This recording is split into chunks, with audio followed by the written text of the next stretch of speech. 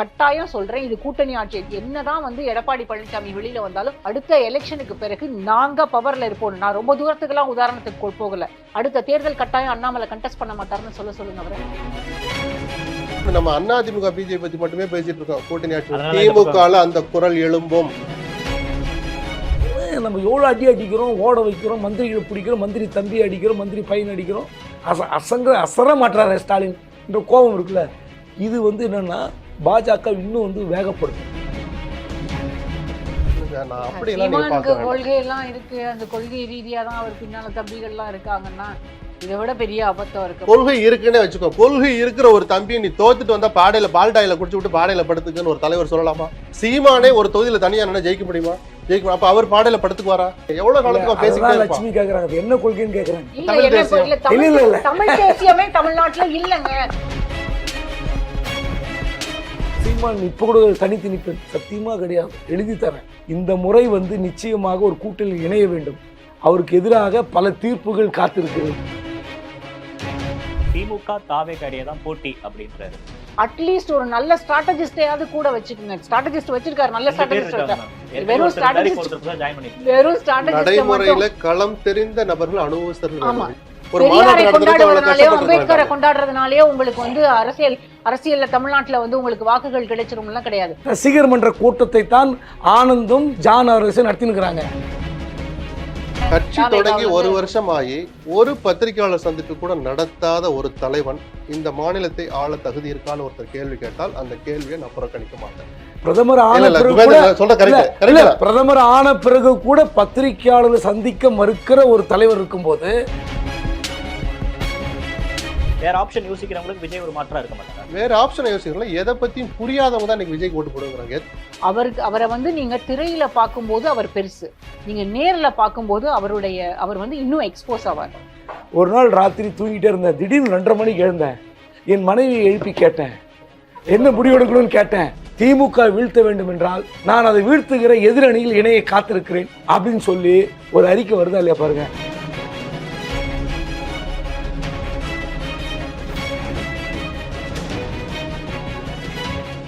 இந்த கூட்டணி ஆட்சி அப்படின்னா நீங்க எல்லாரும் அந்த புள்ளியை தொட்டு தான் பேசுனீங்க. பட் அதை கொஞ்சம் நான் விரிவா பேசணும்னு நினைக்கிறேன். ஆட்சியிலும் பங்கு அதிகாரத்திலையும் பங்கு அப்படின்றது பாமக தொடங்கி விசிக அப்ப கிருஷ்ணசாமி கூட யார் ஆட்சியில பங்கு தராங்களோ அவங்களோட தான் கூட்டணி அந்த அளவுக்கு வந்து அவர் பேச ஆரம்பிக்கிறாங்க. ஆனா திராவிட கட்சிகளான திமுக அதிமுக இங்க அதுக்கெல்லாம் வாய்ப்பே இல்லை அப்படின்றது ரொம்ப உறுதியா இருக்காங்க. 2026 தேர்தலில் இது ஒரு மேஜர் ரோல் பிளே பண்ணுமா? ஆமா, இது வந்து இந்த கூட்டணி ஆட்சிங்கிறது, ஏன்னா எல்லாரும் என்ன நினைக்கிறாங்க, அதிமுக பலவீனமாக இருக்கிறது, அதே போலதான் திமுகவுக்கு மீண்டும் ஆட்சி அமைக்கணும் அப்படின்னா திமுகவுக்கும் இந்த கூட்டணி கட்சிகள் இல்லாம திரும்ப ஆட்சி அமைக்க முடியாது, கூட்டணியினுடைய பலத்துல தான் திமுகவும் இருக்கிறது அப்படின்ற எண்ணம் இந்த மீதி இருக்கக்கூடிய எல்லா உதிரி கட்சிகளுக்குமே இருக்கு. அதனால கூட்டணி ஆட்சி அப்படிங்கிறத திரும்ப திரும்ப எல்லாருமே வலியுறுத்திக்கிட்டே இருக்காங்க. பிஜேபி அதை நோக்கி தான் நகருது. ஏன்னா பிஜேபியை பொறுத்த வரைக்கும் இந்தியா முழுக்கவே எல்லா ரீஜனல் பார்ட்டிஸையும் அவங்க எப்படி ஹேண்டில் பண்ணாங்க, ஒரு மாநிலத்திலையும் அவங்க வந்து எப்படி ஆட்சியை பிடித்தாங்க. மகாராஷ்டிராவில் கடந்த 7-8 ஆண்டுகளாக நடந்த கூத்துக்கள் எல்லாம் என்னன்னு நமக்கு தெரியும். இன்னும் ரொம்ப தூரம்லாம் போக வேண்டாம், நீங்க பக்கத்துல இருக்க பாண்டிச்சேரியில இப்ப ரங்கசாமி எவ்வளவு பாடுபடுறாருன்னு நினைச்சு பாருங்க. வெறும் நியமன எம்பிக்களை வைத்து அந்த நியமன எம்எல்ஏக்களை வைத்து நியமன எம்எல்ஏக்கள் மூலமாக எல்லாத்தையும் டிக்டேட் பண்றாங்க. அவங்க நினைக்கிறத தான் நடத்துறாங்க பாரதிய ஜனதா கட்சி. அப்போ இன்னைக்கு வந்து கூட இருந்து ஒரு வெப்பன், உபேந்திரன் சார் சொல்றது போல அவங்க அதிமுகவுக்கு ஒரு வெப்பன் கிடைச்சிருச்சு திமுகவை வீழ்த்துறதுக்கு. அவர் சொல்றது மாதிரி அது டபுள் எட்ஜ்டு ஸ்வோர்டு, எந்த பக்கம் வேணாலும் குத்திரும். அடுத்த 5 ஆண்டுகளுக்குள்ளாக அதிமுகவை ரொம்ப பலமாக குத்தும். திமுகவை எதிர்த்து நின்று அரசியல் செய்யறதும் அதிமுகவோடு கூட இருந்து அதிமுகவை கரைக்கிறது தான் பிஜேபியினுடைய எண்ணம். ஏன்னா பிஜேபி என்ன நினைக்கிறாங்கன்னா ஏடிஎம்கே ஓட் பேங்கை அப்படியே அவங்களால கேப்சர் பண்ண முடியும் அப்படின்னு நினைக்கிறாங்க. ஏன்னா பிஜேபி டிஎம்கேவை வந்து ஆன்டி ஹிந்துவா பிராண்ட் பண்றாங்க, ஆனா ஏடிஎம்கேவை வந்து எந்த விதத்திலேயே அது மாதிரி பிராண்ட் பண்ணல. அதிமுகவில் இருக்கக்கூடியவர்கள் எம்ஜிஆர் காலத்திலிருந்தே வந்து அந்த கொஞ்சமா ஒரு சாஃப்ட் ஹிந்துத்துவா பெடல் பண்ணக்கூடிய ஆட்கள். அதனால அவங்கள வந்து கூட சேர்த்துக்கிட்டு அதன் மூலமாக தங்களுக்கு ஒரு லாபம் கிடைக்கும், இங்க தமிழ்நாட்டுல அரசியல் லாபம் கிடைக்கும்ங்கிறது தான் பிஜேபி. தெரிஞ்சது மேம், கட்சியோட பொதுச் செயலாளர் எடப்பாடி பழனிசாமி அவருக்கு கட்டாயம் தெரியும். அவருக்கு தெரியாமலாம் இருக்காது, நம்மளை விட அதிகமாவே அவருக்கு தெரியும். அவருக்கு அதையும் மீறி கூட்டணி வைக்கிறாருன்னா ஒரு இல்ல, காலத்தின் தேவைன்னு இருக்குல்ல. காலத்தின் தேவை. அதாவது எந்த ஒரு அரசியல் கட்சிக்கும் பவர்ல இருக்கணுங்க. பவர்ல இல்லைன்னா பார்ட்டி வந்து நீங்க பார்ட்டிய வந்து உங்க கையில வச்சிருக்கிறது ரொம்ப கஷ்டம். அடுத்த ஒரு எலெக்ஷன் ஏடிஎம்கே தோத்துருச்சுன்னு வைங்க, எடப்பாடி பழனிசாமிக்கு எதிராக எல்லாருமே இப்ப இருக்கக்கூடிய வேலுமணில இருந்து தங்கமணில இருந்து அவ்வளவு பேரும் வெளியில கிளம்பிடுவாங்க. கட்சியில இருந்து அவரை வெளியில அனுப்பணுன்ற முடிவுக்கும் வந்துருவாங்க. அப்போ இதெல்லாம் நடக்கக்கூடாது அப்படின்னா திரும்பவும் party has to return to power. அப்போ திரும்ப ஆட்சிக்கு வரணுங்கிறதுக்கு இது ஒண்ணுதான் இப்ப வழி. மெகா கூட்டணி அமைப்போம்னு 1.5 வருஷமா சொல்லிக்கிட்டே இருந்தாரு. மெகா கூட்டணியே தேவையில்லை. அதிமுகவுக்கு திமுகவுக்கு எதிராக இருக்கக்கூடிய இந்த சூழலே போதும். அதாவது ஆன்டி இன்கம்பன்சி வந்து டீப்பா தான் இருக்கு. ஆன்டி இன்கம்பன்சி இல்ல, திட்டங்களை எல்லாம் மக்கள் வந்து கொண்டாடுறாங்க. அதெல்லாம் திட்டங்களை கொண்டாடினாலும் இன்னொரு பக்கம் எல்லா தரப்புலையும் அதிருப்தி இருக்கு. இந்த பட்ஜெட்டுக்கு அப்புறம் தமிழ்நாட்டில் இருக்கக்கூடிய ஐஏஎஸ் ஆஃபீஸர்ஸ், அதாவது பெரும்பாலான பியூரோக்ராட்ஸ் திரும்பி நிக்கிறாங்க, ஆட்சிக்கு எதிராக நிக்கிறாங்க. உள்ள பெரிய அளவுல எந்த செயல்பாடும் கிடையாது. நீங்க செக்ரட்டேரியட்ல போய் பாத்தீங்கன்னா இன்னைக்கு இருக்கக்கூடிய செயல்பாடுகள் ஆட்சிக்கு எதிரான மனநிலையில எல்லாருமே மாறிட்டாங்க. மக்கள்கிட்ட போய் சேரல. இன்னும் வந்து ஒரு பெரிய நரேட்டிவ் பில்ட் ஆகல. ஆனா இந்த 11 மாதத்துக்குள்ளாக அதிமுகவை கூட வைத்து கொண்டு அதை வந்து செய்ய முடியும்னு பிஜேபி நம்புது. இன்னொன்னு என்னன்னா, இவங்க கரப்ட், ஊழல் வந்து டிஎம்கேனா ஊழல் அப்படின்னு சொல்லி அதை பிராண்ட் பண்ணணுன்ற இடத்துக்கு பிஜேபி மூவ் பண்ணிட்டாங்க. அதனாலதான் டாஸ்மாக் ரெய்டு, அதற்கு பிறகு வந்து நேருனுடைய வீட்டில் நடந்த ரெய்டு, அதுக்கப்புறம் தான் வந்து தமிழ்நாடு உள்ளாட்சி அமைப்புகள் முழுக்க நடந்த ரெய்டு.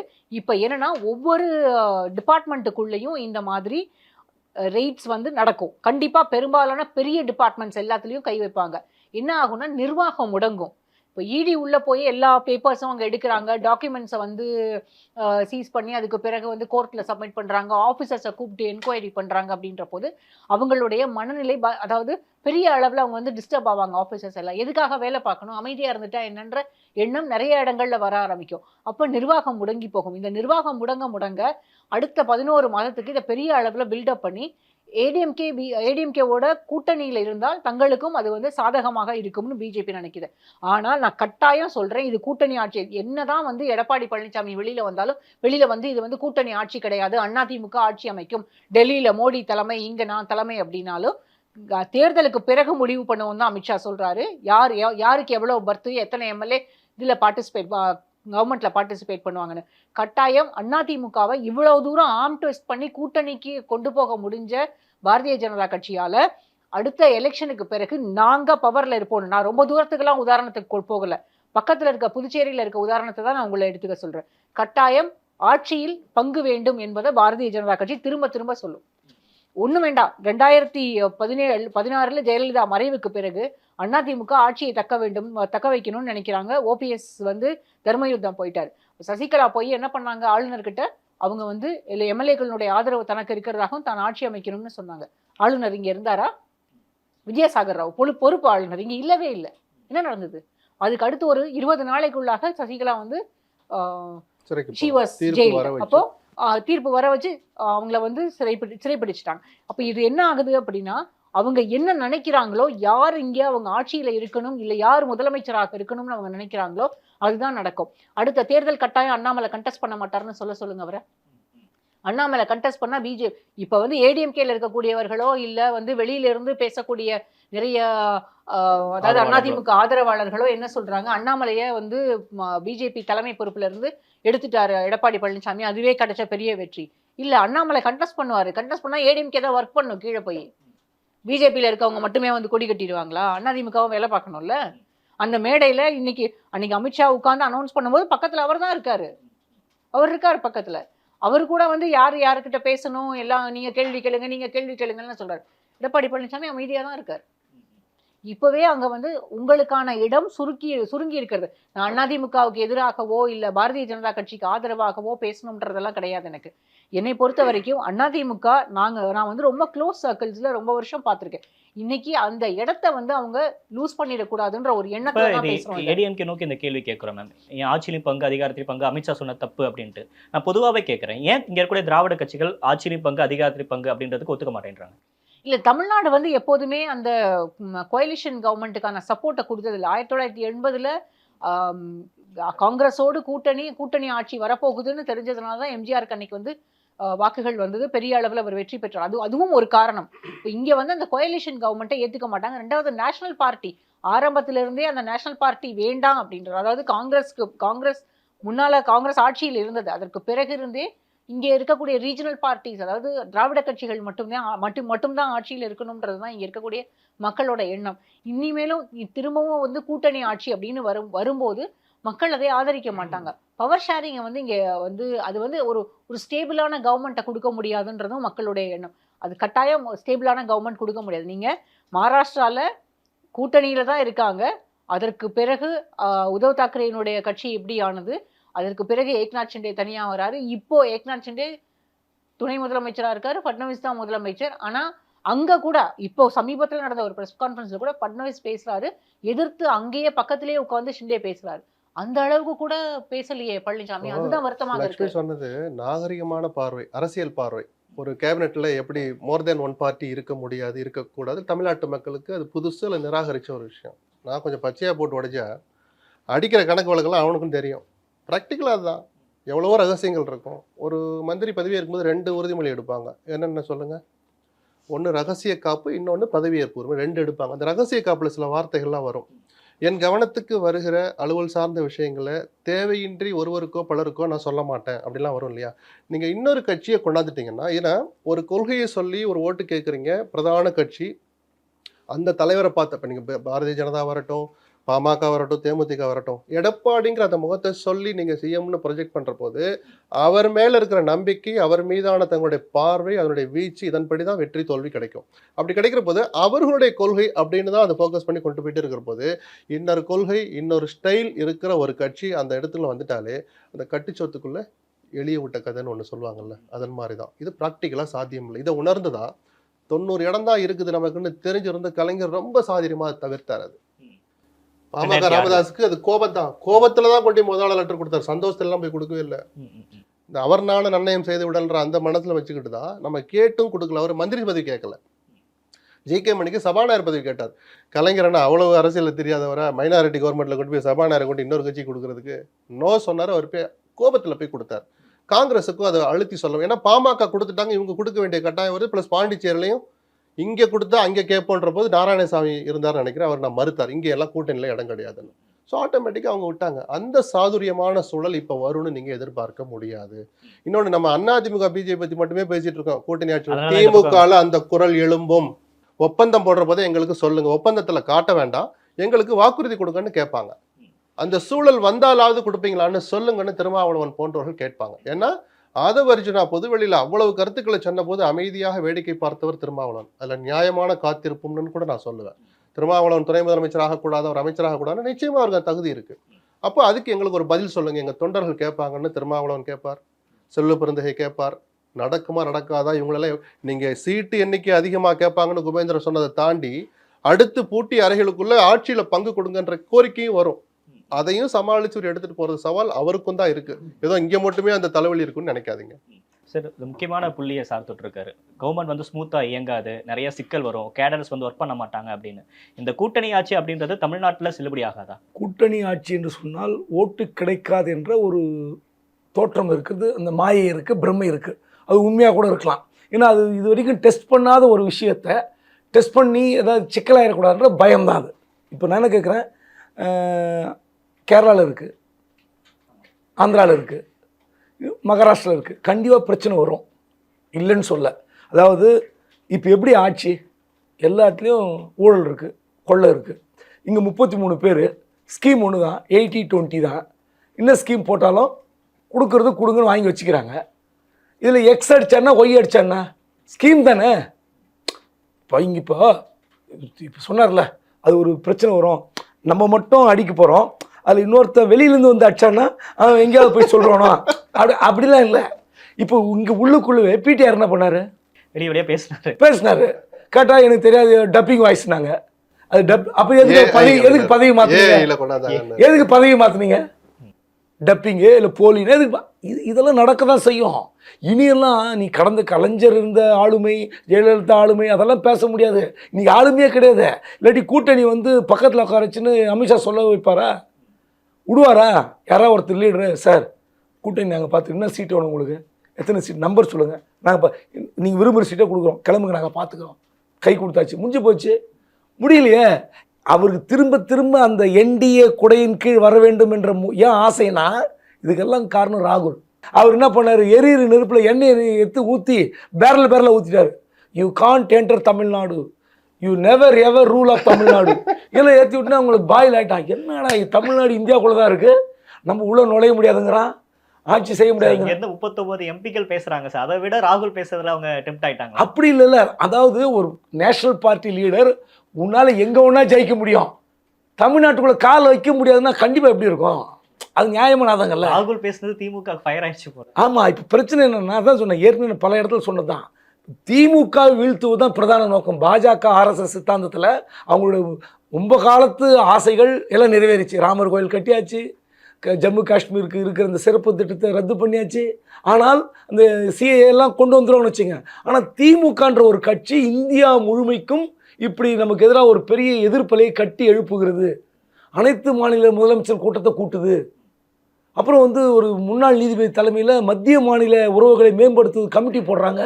என்ன நம்ம எவ்வளோ அடி அடிக்கிறோம், ஓட வைக்கிறோம், மந்திரிகளை பிடிக்கிறோம், மந்திரி தம்பி அடிக்கிறோம், மந்திரி பையன் அடிக்கிறோம், அசர மாட்டுறாரு ஸ்டாலின் என்ற கோபம் இருக்குல்ல. இது வந்து என்னென்னா பாஜக இன்னும் வந்து வேகப்படுத்தும், இன்னும் ஓங்கி அடிக்கும். திமுகவுடைய முதல் குடும்பத்தை கூட கை வைப்பதற்கு பாஜக தயாராகி வருகிறது. ஸோ அதுதான் அதிமுக ப்ரெஷர் பண்ணோம். சார் நீங்கள் சும்மா பண்ணாதீங்க, மெயின் சுவிட்சில் கை வைங்க அப்படின்னு சொல்லுவாங்க. ஆனால் நீங்கள் நான் எல்லாரும் ஏன் பயப்படுறோம், பத்திரிகையாளர் ஏன் பயப்படுறோம்? பாஜக மீது பெரிய வன்மம்லாம் இல்லை. மற்ற மாநிலங்கள் பாஜக செய்கிற செயல் தமிழ்நாட்டுக்குள் வந்தால் பெரிய சிக்கல் வெடிக்கும். அவங்களுடைய நீங்கள் கூட்டணி எப்படின்னா, பேராசிரியர் ராம சீனிவாசன் பேசின வார்த்தையை நான் இங்கே பதிவு பண்ணுறேன். அவர் சொன்னார், பாஜகக்குன்னு ஒரு மாடல் இருக்குது சார். அந்த மாடல் என்னென்னா சார், நாங்கள் வந்து முதல்ல ஒரு ஸ்டேட்டுக்குள்ளே ஒரு பெரிய கட்சியோட கூட்டணி வைப்போம் சார். கூட்டணி வச்ச பிறகு சார் நாங்கள் அப்படியே மெல்ல மெல்ல மெல்ல அந்த கூட்டணியை கரைப்போம் சார். அதுக்கப்புறம் நாங்கள் அந்த ஆட்சியை பிடிப்போம் சார். இன்னும் இருக்கு, வீடியோவில் போட்டு காட்டுமா? ஒரு மாடலேஷன்லேயே சொல்றீங்களே சார். ஆமாம், அப்போது இதுதான் பாஜக மாடல். இதை எடப்பாடி உணர்ந்தாரா உணரவில்லையா? திமுக வீழ்த்த வேண்டும் என்ற ஒரே நோக்கம் தானா? என்னென்னா கூட்டணியில் ஆட்சியில் பங்கு இல்லைன்னு சொன்னார்ல, உண்மையில் அந்த ஸ்டாண்டில் தில்லா நிற்கணும். பாஜக ஆட்சிக்கு வந்தால் என்னென்ன சிக்கல்கள் வரும், தமிழ்நாட்டில் என்னென்ன பிரச்சனை வரும், நான் ஒன்றே ஒன்று சொல்கிறேன். நீங்கள் எத்தனை அமைச்சர் வேணால் கொடுங்க, என்ன பார்ட்டி ஃபண்டு 80-40 80-20 60-40 என்ன வேணால் வசூல் பண்ணுங்கள், எப்படி வேணால் அடிச்சிங்க. ஆனால் தமிழ்நாட்டில் என்ன வந்துறீங்களா, இந்த EWS இன்னும் வரல, சட்டம் வரல. இங்கே உள்ள இந்த 10% அமல்படுத்தலை, அமல்படுத்தணும்னு சொல்லி பேசிட்டு இருக்காங்க. EWS மட்டும் வராது, தமிழ்நாட்டில் சமூக நீதி பாதிக்கும். அது மட்டுமல்ல, புதிய கல்விக் கொள்கை வரும். இப்போ எப்படி மகாராஷ்டிராவில் 3 மொழி என்ன ஒன்றா சொல்லிட்டு இந்திய கட்டாய மொழி அந்த நாடு அந்த ஸ்டேட்டில் அறிவிச்சிருக்காங்களா இல்லையா? என்ன ஒன்றா வரும். அப்போ என்ன அர்த்தம்? நீங்கள் வந்து தமிழில் மருத்துவம், தமிழில் பொறியியல்ன்றது வந்து கேம். அமித்ஷா சும்மா பார்லிமெண்ட்டில் குதிக்கிறார்ல, உண்மையிலே தமிழில் மெடிக்கல் படித்தா வட இந்தியா மாதிரி தான் ஆகும். அந்த நீங்கள் வந்து மெடிக்கல் வந்து இங்கிலீஷில் படித்தா தான் நம்ம வெளிநாட்டிலேயோ பணியாற்றுவதற்கு, மருந்துகளை பற்றி தெரிந்து கொள்வதற்கு, அப்டேட் ஆவதற்கு ஆங்கிலத்தில் படிக்கணும். இவங்க என்னென்னா தமிழை சிதைக்க வேண்டும், தமிழ்நாட்டை சிதைக்க வேண்டும், இதை நோக்கம். இல்லாட்டி சொல்லுவார் ராமேஸ்வரத்தில் போய் எவ்வளோ நிதி கொடுத்தாலும் அழுகுறாங்கன்னா அப்படின்னு அர்த்தம். நான் வந்து இந்த நாட்டுக்கு வந்தால் இவ்வளோ கொடுத்தேன் அப்படின்னு சொல்லி பெருந்தன்மை. இந்த நாட்டுக்கு நான் தான் முதலமைச்சர். ஒரு முறை சட்டமன்றத்தில் நான் உள்ள கவரேஜில் இருக்கேன். அப்போ அந்த சட்டமன்ற கூட்டம் முடிகிற நேரம் மதியம் ஒரு 1:30 மணி ஆயிடுச்சு. துரைமுருகன் எழுந்து நான் வைத்த கோரிக்கைன்றார், இந்த தண்ணீர் பிரச்சனை சம்பந்தமாக. உறுப்பினர் துரைமுருகன் இருக்கிற தொகுதிக்கு நான் தான் முதலமைச்சர், ஜெயலலிதா வார்த்தை. அவருடைய கோரிக்கை நிறைவேற்றப்படும், அதுதான் ஜெயலலிதா. ஆனால் அதே துரைமுருகன் என்ன மாதிரி பிரச்சனை எழுந்தது உங்களுக்கு தெரியும். அதே சட்டமன்றம் ஜெயலலிதா வைத்த பிரச்சனையெல்லாம். ஆனால் அப்படி இருந்தும் பெருந்தன்மையாக தண்ணீர் விடுவதற்கு அணை திறக்கப்படும் என்ற அறிவிப்பை அங்கே வாங்கினார் துரைமுருகன். உண்மையிலே இந்த ராமேஸ்வரம் ரயில் பாலத்தில் திறப்புழாவில் முதலமைச்சர் ஸ்டாலின் கலந்துருக்கணும். கலந்து கொண்டு மோடி கடைசியாக தான் மோடி பேசியிருப்பார். அதன் பிறகு மேடையில் பேசுவதற்கு ஸ்டாலினுக்கு வாய்ப்பு இருக்காது. ஆனால் மேடை விட்டு இறங்கின பிறகு அங்கேயே ப்ரெஸ் மீட் வச்சுருக்கணும். அந்த நிகழ்ச்சியை புறக்கணித்து தவறு. ஸோ அப்படி இருக்கும்போது இந்த கூட்டணி ஆட்சி வந்தால், பாஜக உள்ளே வந்தால் இதெல்லாம் பிரச்சனை. இதை விட முக்கியமான பிரச்சனை, அவங்கள அண்ணாமலை ஒரு தடவை சும்மா பேச நினச்சிக்காதீங்க, அது RSS உடைய அடிநாதம். இது ஸ்ரீரங்கம் கோயில் எதிர்க்க இருக்கிற பெரியார் சிலை மட்டும் எடுக்கணும்னு கிடையாது, தமிழ்நாட்டில் இருக்கிற ஒவ்வொரு பெரியார் சிலையும் அடிச்சு உடைப்பாங்க. ஓகே சார், முக்கியமா நம்ம அதிமுக பத்தி பேசுறோம். திமுக இருக்கக்கூடிய கூட்டணியில் இருக்கக்கூடிய கட்சிகளே கேட்கறாங்க ஆட்சியிலும் பங்கு அதிகாரத்திலும் பங்கு அப்படின்றது அவங்க உள் மனசுல இருக்காத வெளிப்படையா அதை ஒரு சில பேட்டிகளை சொல்றாங்க அப்படின்னாலும் அதுக்கு திமுக செவிசாய்க்குமா, அது எப்படி இருக்குன்னு பாக்குறீங்க? இந்த முறை இந்த கூட்டணி ஆட்சி என்பது குரல் ஓங்கி ஒலிக்கும். ஏன்னா 2017 இதை கிளப்பினவர் திருமா, அவர் தான் மீட்டிங்லாம் போட்டார். இப்போ விஜய் போட்டவொன்னே இன்னும் அது வெடிச்சிருச்சு. ஆமாம், இல்லை இப்போ எல்லாமே பாட்டாளி மக்கள் கட்சி கிருஷ்ணசாமி சொல்கிறாருங்க 2026 யார் ஆட்சி அமைத்தாலுன்னு. அவர் எந்த கூட்டணியில் இருக்காரு? இன்னும் வெளியே சொல்லல. அதிமுகவில் இருக்க போகிறாருன்னு வச்சுப்போம். அப்போது அதிமுக இருந்து கூட்டணியில் இருந்து கொண்டு 26 அமைகிற ஆட்சியில் நாங்கள் பங்கேற்போம் என்ன சொல்ல வேண்டியது தானே? திமுக பக்கம் வர போகிறீங்களா? கொடுக்க போகிறாங்களா? கிடையாது. திமுகவில் இந்த அழுத்தம் இருக்கும், அதிமுக அழுத்தம் இருக்கும். ஆனால் உண்மையிலே தேர்தலுக்கு பிறகு எனக்கு தெரிந்து 95% இல்லை 99% வச்சுங்களேன் கூட்டணி ஆட்சி வருவதற்கு அதிக வாய்ப்பு. ஏன்னா சும்மா விட மாட்டாங்க. அதிமுக வெற்றி பெற்றாலும் கூட்டணி ஆட்சி தான், திமுக வெற்றி பெற்றாலும் நெருக்கடி கொடுத்து விடுவார்கள். காரணம், நீங்கள் முரண்டு பிடிச்சிருவாங்க. ஒருவேளை ஒரு 2 பக்கத்துக்கு ஒரு நெருக்கடி வருதுன்னு வச்சுங்களேன், யாராவது ஒரு 10 எம்எல்ஏ தேவைப்படுகிற ஒரு சூழல் வருது, ஏதாவது ஒரு கட்சி ஆதரிக்க வேண்டும். கண்டிப்பாக இந்த முறை 2006 மாதிரி கலைஞருக்கு பெருந்தன்மையாக விட்டு கொடுத்த மாதிரிலாம் யாரும் விட்டு தர மாட்டாங்க. கண்டிப்பாக அந்த நேரத்தில் அது ஃபேஸ் பண்ணுவதற்கு இப்போது இருக்கிற ஆளுமை எடப்பாடிக்கும் வராது, இப்போது இருக்கிற திமுக இருக்கிற ஆளுமை ஸ்டாலினுக்கும் வராது. ஆட்சிக்கு வந்தால் போதும் என்ற நெருக்கடியை தவிர்ப்பதற்காக ஒப்புக்கொள்வதற்கு அதிக வாய்ப்பு இருக்கு. ரிலேட்டடாக ஒரு விஷயம் சொல்லிடுறேன்.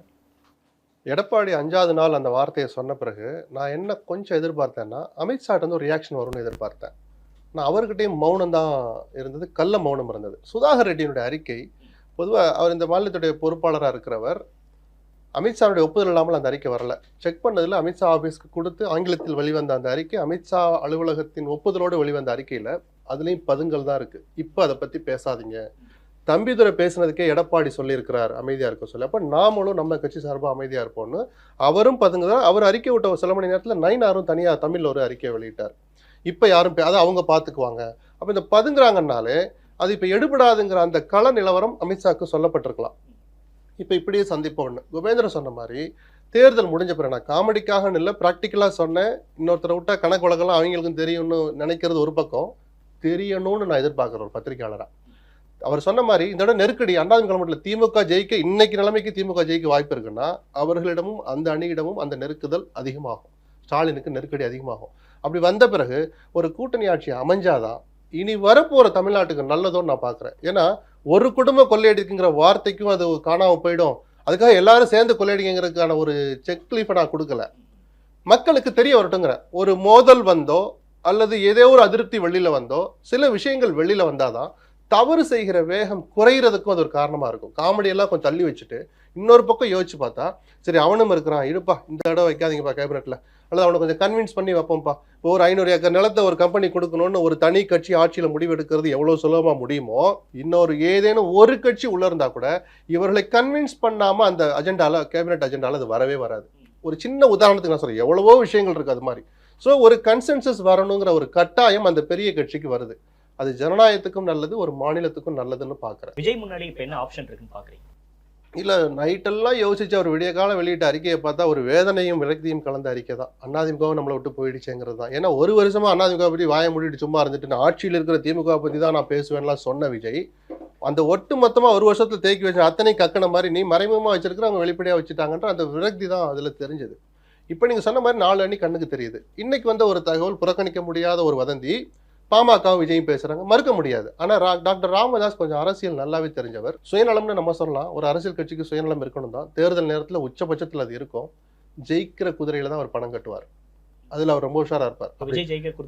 ஏன்னா இன்னும் அன்டெஸ்டட் இல்லை, அன்ப்ரூவ்டு லீடர்ல அவர் இன்னும் வர போய் நின்று ஒரு 10% வரும்னு நினைக்கிறோம். ராமதாஸுக்கு தகவல் போயிருக்கும். சரி 10 நம்ம ஒரு 7 17 போதாது இல்லை, ஒரு 4 தொகுதி 5 தொகுதி ஜெயிக்க வாய்ப்பு இருக்கு, நான் மறுக்கலை. ஆனால் நாம ஒரு கணிசமா ஒரு டிமாண்டை வைக்கிற அளவுக்கு இடங்களை பிடிக்க முடியுமாங்கிற சந்தேகம் அவருக்கு இருக்கும். ஸோ அதுக்கான வாய்ப்பு குறைவு. கிட்டத்தட்ட இன்னைக்கு KS ராதாகிருஷ்ணன் விரக்தியில சொன்னாரா இல்ல கோபத்துல சொன்னாரா தெரியல, தனித்து விடப்பட்டிருக்கிறார் விஜய் தான் நான் பாக்குறேன். வேற கட்சிகள் இல்ல, தேமுதிக நிச்சயம் விஜய் பக்கம் போகாது. தம்பி விஜய்ங்கிறார், அப்புறம் லாரியில் அடிபட்டு சாவேன்னு சீமான் மாறி மாறி பேசுற பார்த்தா அவரும் போறேன். நேற்று கூட்டத்துல கூட விரக்தியிலையும் கோபத்திலையும் விஜயை பத்தி தான் ஞாபகம் வருது அவருக்கு. நீங்க ஒண்ணு ஸ்டாலின்ட்ட போய் சீட்டு வாங்கிட்டு விஜய்கிட்ட போய் ஏன் விஜய் உங்க கவனத்துக்கு வர்றார், உங்க கட்சியை கரைக்க போறான்ற ஒரு சின்ன ஒரு அதிருப்தி இருக்கு, கோபமும் அது உள்ள ஒளிஞ்சிருக்கு. ஸோ இவருடைய வாக்கு வங்கியை குறைக்க விரும்புகிற விஜய் அவர் வளர்த்து விடணும்னு நினைக்கவே மாட்டார். விஜயும் சீமானும் இணைந்தால் ஒரு இம்பாக்ட் ஏற்படுத்துவாங்க, பெரிய ஸ்பாய்லரா இருப்பாங்க. பாதிக்கப்பட போறது திமுக அதிமுக தெரியாது, ஒரு 10-15 இடங்கள் அவங்க ஜெயிக்கவும் செய்வாங்க. ஆனால் சீமானுடைய கட்சி அதுல ரொம்ப வேகமா கரையும். கொள்கை ரீதியா இருக்கக்கூடிய தம்பிகள் அவ்வளவு சீக்கிரம் விஜய் பக்கம் வந்துருவாங்களா? இல்ல சார், நான் அப்படியெல்லாம் நீங்க சீமானுக்கு பார்க்க வேண்டாம். கொள்கை எல்லாம் இருக்கு, அந்த கொள்கை ரீதியா தான் அவர் பின்னால தம்பிகள்லாம் இருக்காங்கன்னா இதை விட பெரிய அபத்தம் இருக்கு. இல்ல அதோட ஒரு வாதத்துக்காக கூட ஏத்துக்குவோம். கொள்கை இருக்குன்னே வச்சுக்கோ. கொள்கை இருக்கிற ஒரு தம்பி நீ தோத்துட்டு வந்தா பால்டாயில குடிச்சு விட்டு பாடையில படுத்துக்குன்னு ஒரு தலைவர் சொல்லலாமா சார்? தோக்குறதுக்கான வாய்ப்பு 90% இருக்கு. ஜனநாயகத்துல முன்னாடி சொல்லக்கூடாது, எனக்கு நம்பிக்கை இருக்கு. ஆனால் நான் பிராக்டிக்கலா பேசுறேன். சீமானே ஒரு தொகுதியில தனியா என்ன ஜெயிக்க முடியுமா? அப்ப அவர் பாடையில படுத்துக்குவாரா அப்படி நான் கேட்கலாமா? அது அநாகரிகம் இல்லையா? அப்போ ஒரு தலைவர் அந்த வார்த்தையை சொல்லலாமா? சொல்லுங்க. அப்போ கொள்கை அவனுக்கு இருக்கு, இல்லன்னு நான் சொல்லல. அப்படி இருக்கிறவன தானே நீ இவ்வளவு படுத்துறீங்க. எவ்வளவு காலத்துக்கு பேசிட்டே இருப்பான். லட்சுமி கேக்குறாங்க என்ன கொள்கைன்னு கேக்குறாங்க. தமிழ் தேசியமே தமிழ்நாட்டுல இல்லங்க. தமிழ் தேசியம் பேசி தமிழ்நாட்டுல ஆட்சி அமைக்க முடியும்னா இது வரைக்கும் அதிமுகவோ திமுகவோ ஆட்சி அமைச்சிருக்கவே இருந்திருக்காது. தமிழ் தேசியம் 8% ஒண்ணுமே இல்லைங்க. அது வந்து 2 கட்சிக்கு எப்போதுமே அந்த ஆல்டர்னேட் ஸ்பேஸ் தமிழ்நாட்டுல இருந்துட்டே இருந்திருக்கு. நான் ஒரு கணக்கு சொல்றேன். அதாவது 96ல வந்து வைகோ பெரிய அளவுல இருக்காரு. வைகோவுக்கு கிட்டத்தட்ட இந்த 8ல இருந்து அவர் அன்னைக்கு வந்து வைகோ இருந்த நிலைமை அவர் தான் அடுத்த முதலமைச்சர்ன்ற மாதிரி தான் பேசப்பட்டது. அதற்கு பிறகு அந்த ஆல்டர்னேட் ஸ்பேஸை வைகோ ஃபில் பண்றாரு. அதுக்கப்புறம் டிஎம்சி ஃபில் பண்றாங்க அந்த ஆல்டர்னேட் ஸ்பேஸை. டிஎம்கே ஏடிஎம்கே ரெண்டுமே வேண்டான்ற போது தமாக ஃபில் பண்றாங்க. அதற்கு பிறகு விஜயகாந்த் ஃபில் பண்றாரு அந்த ஸ்பேஸை. விஜயகாந்துக்கு பிறகு அந்த ஸ்பேஸை வந்து சீமான் ஃபில் பண்றாரு விஜயகாந்தனுடைய கட்சி கரையும் போது. இப்ப சீமானுடைய கட்சி கரையும் போது அந்த இடத்தை விஜய் ஃபில் பண்ணுவாரு. இந்த ஆல்டர்னேட் ஸ்பேஸ் தமிழ்நாட்டுல இருந்துட்டே ஒரு 10% இருந்துகிட்டே இருக்கும். 8ல இருந்து அந்த 10% அதிகபட்சம் போனா 12% இது இருந்துகிட்டே தான் இருக்கும் தமிழ்நாட்டுல எப்போதுமே. நீங்க தமிழ்நாட்டுல 70% தான் வாக்கு பதிவாகுது. அந்த 70%ல கிட்டத்தட்ட 60ல இருந்து 62% 2 திராவிட கட்சிகளும் எடுத்துருவாங்க. மீதி இருக்கக்கூடியதுதான் அந்த ஆல்டர்னேட் ஸ்பேஸ். அதை வந்து கூட்டணியோட சேர்ந்து எடுக்கிறாங்க, கூட்டணி இல்லாம எடுக்கிறாங்கன்றதெல்லாம் அடுத்தது. தமிழ்நாட்டை பொறுத்த வரைக்கும் ஆட்சி யாருடைய, அதாவது இந்த ஆட்சி தொடர வேண்டும்னு வாக்களிப்பாங்க, இல்ல ஆட்சி வேண்டாம் அப்படின்னு வாக்களிப்பாங்க. அப்படிதான் இருக்கும். ஓட்டட் அவுட் தான். யாருமே அதாவது ஸ்கீம்ஸ்க்காகவோ இல்ல வந்து தலைவருக்காகவோ வாக்களித்த காலம் தமிழ்நாட்டுல கிடையாது. கொள்கை அடிப்படையில எல்லாம் கிடையாது. ஊழல் எப்போதுமே தமிழ்நாட்டுல ஒரு பெரிய இஷ்யூவா இருந்திருக்கு. அதனாலதான் 95ல ஜெயலலிதா, அதுக்கு பிறகு அதாவது 91, 96ல அதிமுக இல்லாத ஆட்டம் ஆடுச்சு தமிழ்நாட்டுல. அந்த ஒரு கல்யாணமே போதும். அந்த ஒரு கல்யாணத்துக்கு பிறகுதான் அவங்களுடைய சர்க்கிள் தொடங்குனுச்சு. அதே போலதான் இப்ப திமுகவுக்கு எதிரான மனநிலையும் எத்தனை திட்டங்கள் கொடுத்திருந்தாலும் அந்த மனநிலை பெரிய அளவுல இன்னும் நரேட்டிவா பில்டப் ஆகலையே தவிர, ஆனா தனித்தனியா ஒரு பக்கத்துலயும் நீங்க கேட்டீங்கன்னா இந்த ஆட்சிக்கு எதிரான ஒரு மனநிலை மக்கள் மத்தியில இருக்கிறது. இதை வந்து ஏடிஎம்கேவும் பிஜேபியும் கேபிட்டலைஸ் பண்றாங்களான்னு எனக்கு தெரியல. ஆனா இது வந்து ஏடிஎம்கே பிஜேபி அலையன்ஸ் ஒரு ஃபார்மிடபிள் அலையன்ஸ் தான். பிஜேபியை பொறுத்த வரைக்கும் அதிமுக மூலமாக தமிழ்நாட்டில் ஆட்சி அமைக்க வேண்டும்ங்கிறது தான். அதிமுக இந்த முறை அவர்களுக்கு இடம் கொடுப்பது மூலமாக தங்களையும் அழிச்சுக்குது, தமிழ்நாட்டையும் அழிக்குது. அதுதான் உண்மை. சார், அதிமுகவை விஜய் மிஸ் பண்ணிட்டாரா? இல்ல அவர் மட்டுமே பொறுப்பு இல்லை. எடப்பாடி மிஸ் பண்ணிட்டேன்னு கவலைப்பட மாட்டான்னு நம்ம எப்படி சொல்ல முடியும்? ஏன்னா ஓரளவு தெரிஞ்சு போன விஷயம் ஆயிடுச்சு. நம்ம திரைக்கு பின்னாடி நடந்திருந்தா கூட ஐயநாதன் கூட இருந்து ஐயநாதன் போன்றலாம் வெளியில சொல்லிட்டாங்க அதிமுக கூட்டணி வைக்காதீங்க. அவர் அதிமுகக்காக சொல்லல, எந்த கட்சியோட கூட்டணி வைக்காதீங்க, பெரிய 2 பேரும் சரியில்லை இருந்தாலும் நம்ம கட்சியை ஆரம்பிச்சோம், இப்ப நம்ம போய் ஆரம்பிச்சுட்டா நம்மள என்ன நினைப்பாங்கன்னு ஒரு நியாயமான பயணம். வளர்ற கட்சிக்கு அது நல்லதில்லை. விஜய்க்கு தற்காலிக வெற்றி கிடைக்கும், அந்த அணி ஜெயிக்கலாம், துணை முதலமைச்சராக கூட ஆகலாம். தனி மனித பிம்பம் சுக்குநூறா உடையும். மக்கள் அப்புறம் உங்ககிட்ட உறுப்பினர் சேர்க்கைக்கு வரமாட்டாங்கல்ல. இப்ப அதிமுக இருக்கிற கதிதான். நயினார் நாகேந்திரனோட தேர்வை ஏதோ அண்ணாமலை போனா நயினார் வந்துட்டாருன்னு பார்க்காதீங்க. அதிமுகவை விட்டு இப்ப விலகி நிற்கிற முக்குளத்தோர் நயினார் நாகேந்திரன் நம்மால் ஒருத்தர் வந்துட்டாருன்னு கட்சியிலே சேர்ற வேகம் கொஞ்சம் அதிகம். ஆல்ரெடி பிஜேபி பக்கம் சேர ஆரம்பிச்சிட்டா. கீழே கிராமங்கள்ல போய் பாத்தீங்கன்னா தெற்க கிராமங்கள் தோறும் பிஜேபியில போய் சேர்றது அதிகமாயிட்டே வருது. முக்குளத்தோர் சமுதாயத்துல குறிப்பா நான் சொல்றேன். இப்போ அந்த வேகம் கொஞ்சம் அதிகமாகும். அது அதிமுகவை கரைக்கும். இந்த ஆபத்தும் அங்கே இருக்கு. இதேதான் விஜய் விஷயத்துலயும் நடக்கும்னு நான் சொன்னேன். ஒரு கூட்டணியில போய் சேர்ந்துட்டாரோட கட்சி வளர்ற வேகம் குறையும். புது கட்சி, நீங்க பூத் கமிட்டி போறதை பத்தி பேசுனீங்க. உறுப்பினர் சேர்க்கை முடிஞ்சிடுச்சா? முதல்ல எவ்வளவு பேர் உறுப்பினர் காட்ட சொல்லுங்க. ஆப்பை தூக்கி காட்டுவாரு. முதல்ல இந்த முடியை சிரிப்பிக்கிட்ட ஒரு வீடியோ போட்டார்ல, எல்லோரும் இதுல உறுப்பினர் ஆங்கல்னு. அதை எடுத்து உண்மை நிலவரத்தை சொல்லுங்க. ஒரு ஸ்டைல் இருக்கு. ஏன்னா எதனால பதறி போய் நாங்க அதிமுக கூட்டணி பேசலன்னு புசி ஆனத்தோட அறிக்கை விட்டார். ஞாபகம் நினைக்கிறேன். அவர் பேர்லயோ அல்லது கட்சி பேர்ல வந்துச்சு. இல்ல தினமலர் பெரிய பேனர் நியூஸ் போட்ட போது உடனடியாக ஒரு அறிக்கை வந்துச்சு. ஏன்னா கட்சி வளர்ற வேகம் தடைப்படும். நீ அங்கேதான் போறேன்னா நான் நேரம் எடப்பாடிகிட்ட ஓட்டு போட்டு போறேன், எதுக்கு விஜய் கிட்ட வந்து அப்புறம் நீங்க அங்கே போய் ஆதரவு கொடுக்கணும்னு கட்சியில சேர வர்றவனே தவிர்ப்பான். இல்ல சார், திராவிட கட்சிகள் வேணாம், இவங்களும் பாஜகவோட கூட்டணி போயிட்டாங்க அப்படின்னு வேற ஆப்ஷன் யோசிக்கிறவங்களுக்கு விஜய் ஒரு மாற்றா இருக்க மாட்டாரா? வேற ஆப்ஷனை யோசிக்கிறோம்ல, எதை பத்தியும் புரியாதவங்க தான் இன்னைக்கு விஜய்க்கு ஓட்டு போடுங்கிறாங்க. எத்தனை பிள்ளை வீட்டுக்கு ஏன் ஓட்டு விஜய்க்கு தான் பாங்க. அந்த கட்சி பேரை தமிழ் எழுத சொல்லுங்க. நான் கிண்டலா சொல்லல சார், கொச்சைப்படுத்தல, ப்ராக்டிக்கலா பேசுறேன். அந்த கட்சி பேரை சொல்லிட்டு தமிழ்ல எழுத சொல்லுங்க, எழுத தெரியாது. ஆனா என் ஓட்டு விஜய்க்கு தான் சொல்றவங்க இருக்கிறாங்க. அந்த ஓட் பேங்கை நம்ம புறக்கணிக்காம தான் 10% வரைக்கும் எடுப்பாரு. நம்ம உடனே அந்த சர்டிபிகேட்டை நம்ம கொடுக்குறோம். ஃபார்முலா கிடையாது, ஒரு யூகம், கலை யதார்த்தம் ஓரளவு புரிஞ்சு போற வர்ற நேரங்கள்லாம் வேலைக்காரி பாத்திரத்தை தொலைக்கிட்டே சொல்லுது ஏன் ஓட்டு விஜய்க்கு தான். அதுவும் ஓட்டு தான், புறக்கணிக்க முடியாத விஷயம் சார் அது. இதையெல்லாம் கணக்கு போட்டு தான் நம்ம அவருக்குன்னு ஒரு வாக்கு வங்கி இருக்குன்னு நம்ம சொல்றோம். இதை கன்சால்டேட் பண்ணி அடுத்த கட்ட எடுத்து போய் சீமானுக்கு ஒரு வார்த்தை வந்து பாத்தீங்களா, 8 வாங்கிட்டாரு. அவர் உழைச்ச உழைப்புக்கு அவர் பேசின கொள்கையை தமிழ்நாட்டு மக்கள் ஏத்துக்கிட்டு இருந்தாங்கன்னா டபுள் டிஜிட்டை எப்பயோ தாண்டி இன்னைக்கு 20-25% போய் ஆட்சியை நோக்கி போய்கிட்டு இருப்பார். ஏன் டபுள் டிஜிட்டுக்குன்னா வரமாட்டார்? ஆமையா நாங்க தான் போட்டோம் ராஜீவ்காந்தியை, தமிழ்நாட்டு மக்கள் இதை ஏற்பாங்களா? இன்னைக்கு திருச்சி கோர்ட்ல போய் நான் அப்படி பேசலன்னு சொன்னார். நான் கொச்சைப்படுத்துறதுக்காக சொல்லல.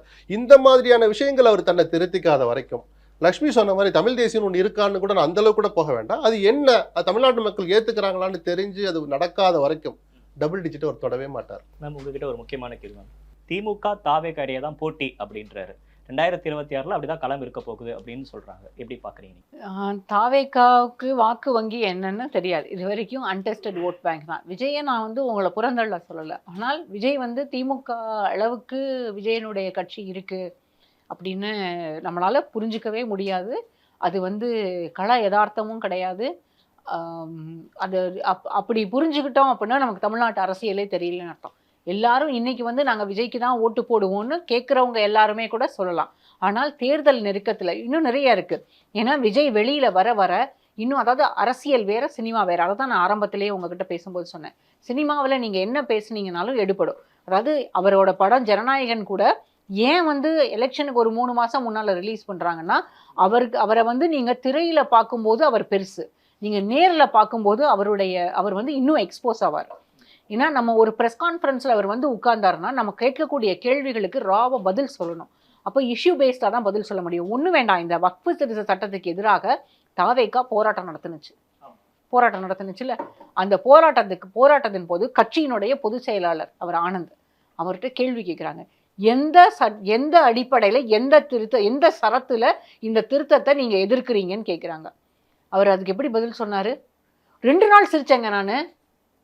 நீங்க ஒரு போராட்டத்துக்கு வரீங்க, உங்களை எக்யூப் பண்ணிக்கிட்டு வர வேண்டாமா? ஒரு அரசியல் கட்சியில, அதுவும் ஒரு பொதுச் செயலாளராக இருக்கீங்க, என்ன திருத்தம் கொண்டு வரப்பட்டது, பாராளுமன்றத்தில் என்ன விவாதம் நடந்தது, ஏன் வந்து அவங்களுடைய கட்சி வந்து உச்சநீதிமன்றத்தில் ஒரு மனு போட்டிருக்காங்க, இது எல்லாத்தையும் தெரிஞ்சுக்கிட்டு வர வேண்டாமா?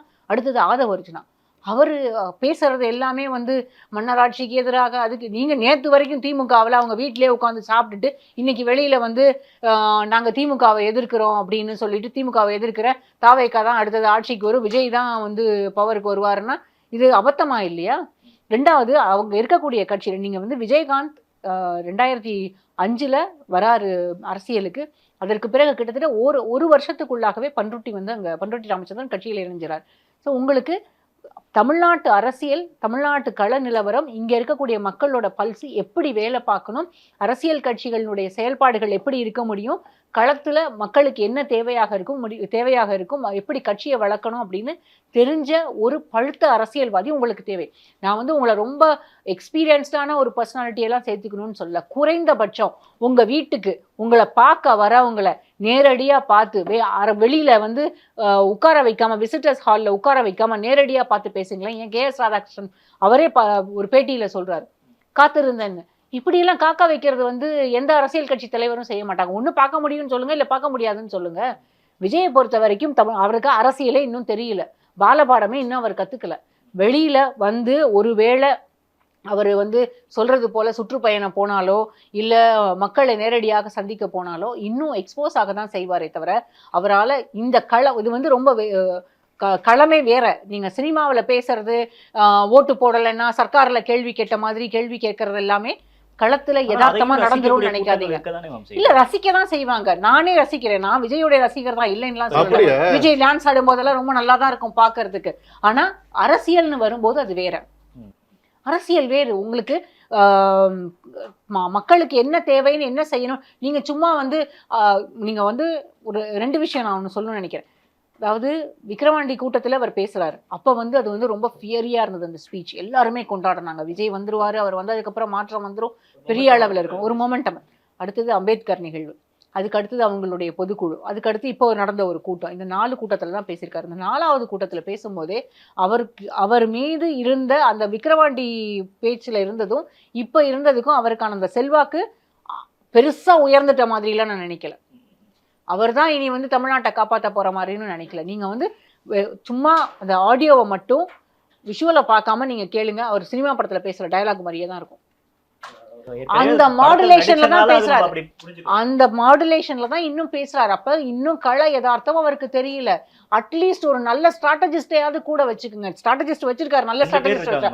வெறும் ஸ்ட்ராட்டஜிஸ்ட் நடைமுறையில களம் தெரிந்த நபர்கள், அனுபவஸ்தர்கள் வேணும். விஜயகாந்த் கட்சி அவ்வளவு சீக்கிரம் சொன்ன மாதிரி 10 முன்னாள் அமைச்சர்கள் 6 பேர் 7 பேர் போனாங்க.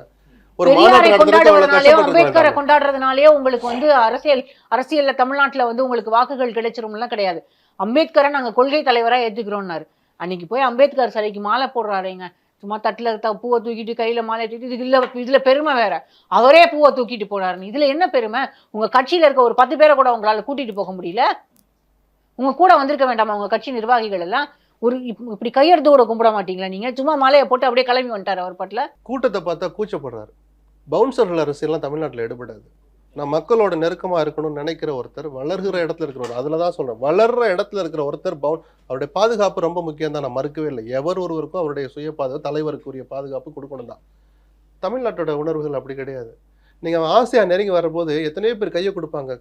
பெரிய பெரிய தலைவர்கள் கையை பார்த்தீங்கன்னா அப்போ கொஞ்ச நேரத்தில் அவங்க கொஞ்சம் உஷாராயிடுவாங்க. ஆனா முதல்ல கை தொடுறதையே அவன் ஒரு பெருசா பாக்கியமா நினைக்கிற உணர்வுள்ள மக்கள்கிட்ட பவுன்சரை கூட்டியாந்து இடது கையில் இப்படி தள்ளி விட்டீங்கன்னா அது எங்க போய் முடியுன்ற அந்த குறைஞ்சபட்ச புரிதல் இன்னும் விஜய்க்கு வரல. இன்னமும் சினிமா பிஆர்ஓ தான் வந்து மீடியாவுக்கு தகவல் சொல்றது. ஏன் உங்க கட்சியில ஸ்போக்ஸ் பர்சன் இல்லையா? மீடியால நேரம் வந்து பேச மாட்டாங்களா? ஒரு ஸ்போக்ஸ் பர்சன் நீங்க டிவி டிபேட்ல உட்கார வைக்கிற ஆளை பாருங்களேன். கட்சி தொடங்கி 1 வருஷம் ஆகி ஒரு பத்திரிகையாளர் சந்திப்பு கூட நடத்தாத ஒரு தலைவன் இந்த மாநிலத்தை ஆள தகுதி இருக்கான்னு ஒருத்தர் கேள்வி கேட்டால் அந்த கேள்வியை நான் புறக்கணிக்க மாட்டேன். சார் மறுக்கிறாரு. இல்ல ஆட்சிக்கு வந்து 2 முறை பிரதமராகி 3ஆவது முறை பிரதமராகி இது வரைக்கும் 11 வருஷம் ஆயிடுச்சு. இது வரைக்கும் பத்திரிகை சந்திப்பு நடத்தல. அப்போ ஒரு முன்னோடி இருக்கார்ல, பிரதமர் ஆன பிறகு கூட பத்திரிகையாளர்களை சந்திக்க மறுக்கிற ஒரு தலைவர் இருக்கும்போது இன்னும் அதிகாரத்துக்கே வரல, என்னைய கூப்பிட்டு சும்மா பாருன்னு. 100% உண்மை. அதுல ஒரு சின்ன முரண்பாடு என்ன தெரியுமா? பிரதமர் ஆன பிறகு ஒரு தடவை கூட பத்திரிகையாளர் சந்திக்கல. உண்மை. விஜயும் மோடி ஒன்னாயிட்டாங்க. எங்க மிகப்பெரிய வேறுபாடு? மிகப்பெரிய கட்டமைப்புல பிஜேபிக்கிற இயக்கம் மோடி கிட்ட இருக்கு. இங்க என்ன நீங்க உறுப்பினர் சேர்க்கவே முடிக்கல. அத முதல்ல நான் வளர்ற கட்சின்னு ஒரு வார்த்தையை சேர்த்து பயன்படுத்தினேன். நீங்க யாரு? விஜய் எப்படி இப்ப லட்சுமி சொன்ன மாதிரி சினிமா வசனம் மாதிரியே இருக்கு. வீடியோவை இப்படி தள்ளிட்டு டிவி அப்படி மறைச்சிட்டு ஆடியோ மட்டும் கேட்டா சினிமா வசனம் மாதிரியே இருக்குன்னு சொன்னாங்கல்ல. இந்த பிம்பத்துல இருந்து லட்சுமி போன்றவங்களை முதல்ல மாத்தணும். இப்படிதான் வரேன் அப்படின்னு பேட்டி முடிச்சிருவோம். இவ்வளவு நேரம் தம் கட்டின்னு விஜய்க்காக லட்சுமி பேசுறது பார்த்தா விஜய்க்காக பேசுறது பார்த்தா எனக்கு பக்குன்னு இருக்கு. ஒரு ஃபேமஸ் வசனம் சொல்லிடுறேன். ஒரு நாள் ராத்திரி தூங்கிட்டே இருந்தேன். திடீர்னு 2:30 மணிக்கு எழுந்தேன். என் மனைவியை எழுப்பி கேட்டேன், என்ன முடிவு எடுக்கணும்னு கேட்டேன் அப்படின்னு ஒரு ஃபேமஸ் டைலாக் இருக்கு. அப்படிப்பட்ட டைலாக் விஜய் கிட்ட இருந்து வரப்போகுது. திடீர்னு 2:30 மணிக்கு எழுந்தேன், எழுந்து என் மனைவி கிட்ட கேட்டேன் அப்படின்னு சொல்லி, மனைவின்றது நீ தப்பா எடுத்துக்காதீங்க, இருக்கலாம் எங்கே ஃபோன் பண்ணி கூட கேட்டேன்னு சொல்லலாம். இல்லை பக்கத்தில் படுத்துருக்கலாம், தனியாக கூட ஃபோன் பண்ணி கூட கேட்கலாம். கேட்டுட்டு நான் வந்து திமுகவுக்கும் எனக்கும் தான் போட்டி என்று அறிக்கை விட்டு விட்டேனே, இப்போ என்ன சொல்ல போகிறேன்? திடீர்னு ஒரு கனவு கண்டேன்னு. ஒரு கனவு வேண்டாங்க அப்படின்னு. இல்லை மாமியார் வேறு போன வாரம் கேட்டாங்க, நீங்கள் எப்போ முதலமைச்சராக வருது? மாமியாருக்கெல்லாம் அப்புறம் பதில் சொல்லிக்கலாம். ஒரே அறிக்கை திரும்ப மாற்றி விட்டுருங்க. திமுக வீழ்த்த வேண்டும் என்றால் நான் போட்டியிடப் போவதில்லை. நான் அதை வீழ்த்துகிற எதிரணியில் இணையை காத்திருக்கிறேன். எனக்கு சீட்டு கூட முக்கியம் இல்லை அப்படின்னு சொல்லி ஒரு அறிக்கை வருதா இல்லையா பாருங்க. அப்படிப்பட்ட இயக்கம் தான் விஜய். ரசிகர் மன்ற கூட்டத்தை தான் ஆனந்தும் ஜான் அவர்கள் நடத்தினுக்கிறாங்க. சார் அந்த கூட்டத்தை கூட்டுறதா சார் திமுக அதிமுக போராடுறாங்க. இல்ல இது ரசிகர், எங்க கட்சி வேற ரசிகர் வேற. கூட்டம் வருது இல்ல சார்? இல்லைங்க, நீங்க சொல்லுங்க, கட்சி கூட்டம் வேற ரசிகர் கூட்டம் வேற. அந்த கூட்டத்தை நீங்க கட்சி கூட்டம் மாத்திரதான் முக்கியம். தொடர்ந்து ரசிகர் மன்றம் கூட்டமாகவே நடத்திட்டு இருந்தீங்கன்னா வேலைக்கு ஆகாது. நான் முடிச்சிடுறேன். அதனால விஜய் பற்றிலாம் பேசி தம் கட்டி இப்போ மக்களை போய் ரொம்ப டென்ஷன் ஆக்க வேண்டாம். ஒன்று. ரெண்டாவது அதிமுக பாஜக அலைன்ஸில் ஒரு சின்ன கருத்து இருக்குது. இப்போ பார்த்தீங்கன்னா இந்த கட்சி வந்து 4.5 to 5% தான் இருந்தது பாஜக. திடீரென்று 11.4க்கு எப்படி வந்தது? அது முழுக்க முழுக்க அண்ணாமலையோட ஃபேன் ஃபாலோயர்ஸ். அது ஒரு கிமிக்ஸ். ஏன்னா எந்த இடத்துலையும் ஜெயிக்கலை. ஆனால் இப்போ அண்ணாமலையை நீங்கள் கட்சி விட்டு அகத்திட்டீங்க. அவருக்கு ஒரு கௌரவமான பதவி, ஒரு அமைச்சர் பதவி அல்லது தேசிய அளவில் ஏதோ ஒரு பதவி கொடுத்து கௌரவம் பண்ணாதான் அவங்க வந்து திருப்தி ஆவாங்க. ஏன்னா அவங்களுடைய ஃபாலோவர்ஸ் சொல்கிற சாதாரண நாட்கள் இல்லை, முழுக்க முழுக்க அவரால் மூளைச்சலவை செய்யப்பட்ட ஒரு வார் ரூம் போராளிகள். என்ன பண்ணுவாங்கன்னா, அதிமுக பாஜக கூட்டணி அமைந்து விட்டதால் இவர் என்ன பின்னாடி இந்த இயக்குவார்னா நிச்சயமாக, ஏன்னா மேடையில் இன்னைக்கு கூட ஒருத்தரை வச்சு பேச வைக்கிறார், ரொம்ப கொச்சையாக பேச வைக்கிறார். நயனா நாகேந்திரன் இருக்கிற மேடையில் ஒரு தவறான புள்ளி விவரத்தை சொல்லி தவறான தகவலை சொல்லி பேச வைக்கிறார். அது என்னன்னு சொன்னால் சார் நல்லா இருக்கு, சர்ச்சையாகும். இறங்கி வந்த பிறகு நயினார் சொன்ன வார்த்தை என்ன தெரியுங்களா? அந்த மேடையிலே நீங்கள் பேசுறது நான் மறுத்திருப்பேன், நாகரிகமாக இருக்கான்னு நான் தள்ளுறேன், இந்த மாதிரி மேல் பேசாதீங்கன்னு வார்ன் பண்ணார். அப்படிப்பட்ட சில்லுண்டித்தனத்தை அண்ணாமலை செய்து கொண்டிருக்கார். நிச்சயமாக பாஜக அதிமுக கூட்டணி உடைப்பதற்கு அவர் என்ன வேலை வேணால் செய்வார். ஸோ தன்னுடைய ஃபேன் ஃபாலோவர்ஸை வச்சு எங்கெல்லாம் டாப் லீடர்ஸ் நிற்கிறாங்களோ அங்கெல்லாம் போய் எதிர்மறையாக ஓட்டு போடுங்க அப்படின்னு சொல்லி கலகம் பண்ணுவார். அதை பாஜக அதிமுக கூட்டணி சமாளிக்க போகுது ஒன்று. அடுத்து சீமான் சொல்கிறாங்க, சீமான் இப்போ கூட தனித்து நிற்பேன், சத்தியமாக கிடையாது, எழுதி தரேன். அவருடைய பிரச்சனை என்ன தெரியுங்களா? இந்த முறை வந்து நிச்சயமாக ஒரு கூட்டணியில் இணைய வேண்டும். அவருக்கு எதிராக பல தீர்ப்புகள் காத்திருக்கிறது, 1 2 இல்லை, பல தீர்ப்புகளில் வருகிற அந்த பிரச்சனையை சந்திக்க வேண்டும் என்றால் அவர் நிச்சயமாக ஒரு கூட்டணிக்கு வரணும். திமுக எதிரான கூட்டணியாக இருக்கணும். ஏன்னா அவருக்காக போராடுறதுக்கு பல கட்சிகள் வரணும். அதனால் அவர் சத்தியமாக கூட்டணி போவார். அவர் இன்ன வரைக்கும் இல்லைன்னு எழுதி வச்சுங்க. 19 நாள் 2025 அந்த கருத்தை சொல்றீங்க சார், நீ எழுதி வைங்க. டைம்ல அதை கேக்குறேன். ஆனா கண்டிப்பா கூட்டணியில போயிடுவார். இன்னொரு நாதாக்கா பிறக்கும். அவர் இந்த கூட்டணிக்கு ஒரு கட்சியில் சேர்றாருல, இன்னொரு நாம் தமிழர் கட்சி பிறக்கும். அவருக்கு எதிராக கலகம் வெடிக்கும், பிறக்கும். ஒன்று திமுக கட்சியை நான் முடிச்சிடுறேன். என்னன்னா, என்ன அரித்மெட்டிக்கில் அலைன்ஸில் ஸ்ட்ராங்காக இருந்தாலும் கட்சிக்குள்ள ஒரு கெமிஸ்ட்ரி வந்து சரியா இல்லை. திமுகவில் அவங்க கண்டிப்பாக சீட் அதிகமாக கேட்பாங்க, விசிகா, அதில் ஒரு நெருக்கடி வரும். பிறகு கம்யூனிஸ்ட் வந்து அவங்க தொழிற்சங்கங்கள் விஷயத்தில் நிறைய தள்ளுமுள்ளு இருக்குது, நெருக்கடி இருக்குது. சண்முகம் வந்து பளிச்சுன்னு பதவியை தனி சொன்னார், திமுக வெளிச்சத்தில் கம்யூனிஸ்ட் இல்லைன்னு சொன்னார். கண்டிப்பாக ஒரு போராட்டம் நடத்துவதற்கு கூட அனுமதி கிடைக்காத ஆட்சியாக இருக்கிறார். ஸோ இந்த கெமிஸ்ட்ரியை எப்படி மாற்ற போகிறாருன்ற சவால் திமுக இருக்குது. இந்த 4 முனை போட்டியாக இருக்குது, இது மும்முனை போட்டியாக மாறலாம், இதை 4 முனை போட்டியாகவும் கன்னியூ ஆகலாம். இப்படி கன்னியூ ஆச்சு அப்படின்னா யாருக்கு வந்து ப்ளஸ் பாயிண்ட் இருக்குது, யாருக்கு? இன்னைக்கு இருக்கிற வடிவத்தில், ஏன்னா நாளைக்கு என்ன நடக்கும்னு நம்ம சொல்ல முடியாது. நாளைக்கு என்ன நடக்கும்னு ஒரு சின்ன வாய்ப்புனா, பாட்டாளி மக்கள் கட்சி அதிமுக பிஜேபி அணிக்கு வரலாம், இயல்பாகவே தேமுதிக அந்த அணிக்கு வரலாம். இந்த வடிவத்தில் அப்படி அமைஞ்சால் கூட அது வட மாவட்டங்களிலும் கொங்கு மண்டலத்திலும் திமுகவை வீழ்த்துகிற அணியாக அது இருக்குமே தவிர, ஆட்சியை பிடிக்கணும்னா நீங்கள் தெற்குலையும் டெல்டாலையும் சேர்த்து ஒட்டுமொத்த தமிழ்நாட்டிலையும் அது வலுவான அணியாக இருக்க முடியும். அதுக்கு அடிப்படை தேவை ஒன்றுபட்ட அதிமுகன்னு அமைஞ்சாதான் பிஜேபி நினைக்கிற அந்த வலுவான குதிரையில் சவாரிங்கிற வார்த்தை அர்த்தம் உள்ளதா இருக்க முடியும். ஸோ அது நடக்காத வரைக்கும் இன்னைக்கு இருக்கிற கூட்டணி, இன்னைக்கு இருக்கிற காட்சிப்படி திமுக தான் அட்வான்டேஜ் நான் பார்க்குறேன். நீங்க இப்போ வரைக்கும் டிஎம்கேக்கு அட்வான்டேஜாக தான் இருக்குது. ஆனால் அதிமுக பிஜேபி அலையன்ஸை ஒருவேளை எஸ்பிஎல் சொல்கிற மாதிரி கூட வந்துட்டாங்க எல்லாரும் ஒன்றுபட்ட அதிமுக அப்படின்னாலும், இல்லை ஒன்றுபட்ட அதிமுகவாக இல்லாமல் என்டிஏக்குள்ளே அவங்க இருக்காங்க, டிடிவி ஓபிஎஸ் போன்றவர்களை இணைச்சிக்கிறாங்க அப்படின்னாலுமே ஏடிஎம்கே பிஜேபி ஒரு ஃபார்மிடபிள் அலையன்ஸ் தான், இல்லைன்னெல்லாம் ஒதுக்கிட முடியாது. ஏன்னா இப்போ வந்து ஒருவேளை திமுக வந்து எதிர்கட்சியாக இருந்து இந்த கூட்டணியை எதிர்த்து போட்டியிடுகிறது அப்படின்னா டிஎம்கேக்கு அது அட்வான்டேஜ், பெரிய அளவில் அட்வான்டேஜ். ஆனால் இப்போது இது ஃபார்மிடபிள் அலையன்ஸ் தான். ஏன்னா டிஎம்கேக்கு ஆன்டி இன்கம்பன்சி இருக்குது. அந்த ஆன்டி இன்கம்பன்சியோட சேர்த்து இப்படி ஒரு ஃபார்மிடபிள் அலையன்ஸை எதிர்க்கணுன்ற போது திமுகவுக்கு இது சவாலான களம் தான். அதிமுகவை பொறுத்த வரைக்கும் இது மட்டுமே அவங்களுக்கு வெற்றிக்கு வித்துடாது. அலையன்ஸ்ல இன்னும் பார்ட்டிஸ் வேணும்னு நான் சொல்லலை. பிஜேபியோட இருக்கக்கூடிய இன்னும் நிறைய சிக்கல்களை அவங்க வந்து அயன் அவுட் பண்ண வேண்டியிருக்கும். ஒவ்வொரு கட்டத்திலையும் திரும்ப திரும்ப இப்போ வந்து எல்லாரையும் பேசாதீங்கன்னு சொல்லிட்டாரு எடப்பாடி பழனிசாமி. யாரும் கூட்டணி குறித்து எந்த கருத்தும் சொல்ல வேண்டாம். இதே மாதிரி நீங்க வந்து எலெக்ஷன் வரைக்கும் சொல்லிட்டே இருக்க முடியாது.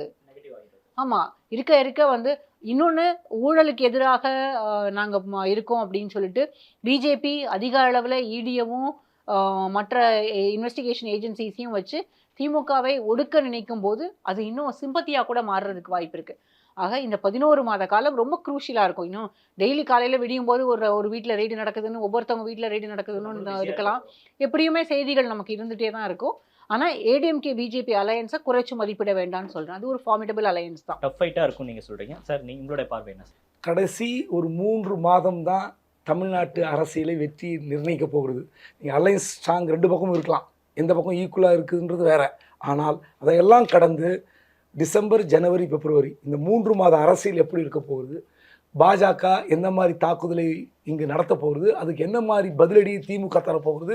கண்டிப்பாக ஆன்டி பிஜேபி ஓட்டு தமிழ்நாட்டில் இருக்குது. அது திமுக தான் காங்கிரஸ் கூட்டணி தான் அள்ள போகுது. ஆனால் அதை கடந்து திமுகவுக்கு இருக்கிற சவால்கள் ஒன்று தான், இந்த அலைன்ஸை ஸ்ட்ராங் பண்ணணும். அப்புறம் இந்த 10 மாத காலத்தில் ஏற்கனவே சொன்ன அந்த கோரிக்கைகள், வாக்குறுதிகள் இதெல்லாம் எப்படி செய்து பேச்சப் பண்ண போகிறாங்க, அதுதான் பெரிய சவால். ஓகே, 3 பேரும் நிறைய கருத்துக்களை பகிர்ந்துக்கிட்டீங்க. நேரம் கொடுத்தமைக்கு நன்றி. தேங்க்யூ. நன்றி.